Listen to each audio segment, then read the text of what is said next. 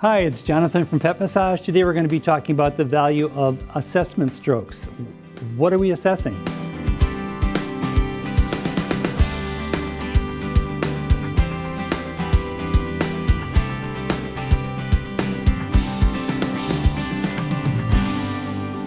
Okay, it's Ilaria and we are going to be talking about assessment strokes. And I want to demonstrate to you an assessment stroke done in real time. So in previous videos, I've shown you how to do this and how to do that, body mechanics, and we're going to continue that with other videos, but I think it would be informative for you to see me actually use these skills in a massage. And I'm going to talk to you a little bit about what it is that I'm feeling, why I'm doing things. And so an assessment stroke is essentially a stroke to assess the dog. So I'm assessing what I feel.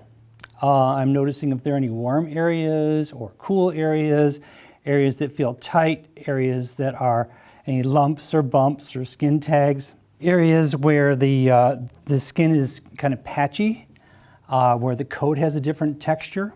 I'll be noticing the whole demeanor of the dog as my hand passes over the body. I'll be noticing the top line, the attitude of the ears, the attitude, the eyes, the back of the mouth, and just breathing. I'm noticing as much as I can. So I'm assessing the dog. The dog is assessing how she feels while I'm touching her. So when I touch her right here, for example, she's feeling that and she's thinking to herself, well, how does this feel? Is this good? Is this bad? Is this making my day? So I'm assessing the dog's assessing herself. She's also assessing me. So from my breathing and from my presence, she's saying, well, what is he bringing to the table? what is he offering? So from the type of touch that I'm using, she can develop a sense of confidence in being able to let go. If my touch were very tentative and not consistent, then she might think that something's wrong. That's dog body language. Inconsistency doesn't work for dogs. It makes them insecure. And then there's a fourth level to the assessment where I'm going to be doing kind of an internal assessment. So I'm palpating with all of my external skills, what I feel, what I smell, what I see. But internally, I'm kind of monitoring what's happening in my body. So every time I touch the dog, there's some sort of emotional response. The dog releases some pheromones, and pheromones are kind of like external hormones that they emit through their skin and through various glands in their body. I'm not consciously aware of what these hormones are doing to me. My unconscious understands, and so I'm going to pay attention to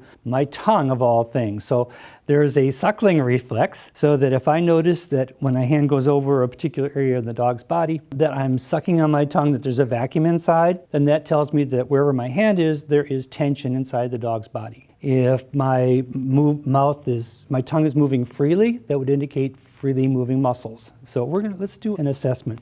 So the key here is going to be very slow movement. So I'm going to start at the nose. This is going to be a top line assessment. Start at the tip of the nose and want to go very slowly.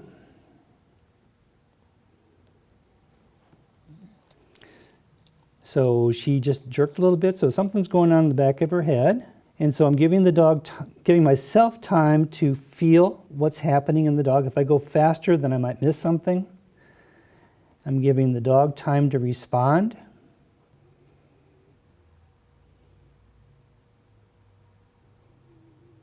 I notice that I'm sucking on my tongue.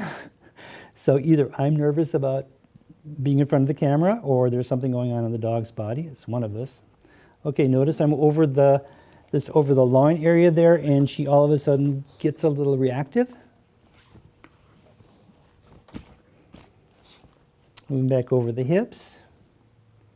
She's just becoming playful. I'm also feeling just a huge amount of heat being blown out just above the tail set. And I'm going to continue all the way down the tail.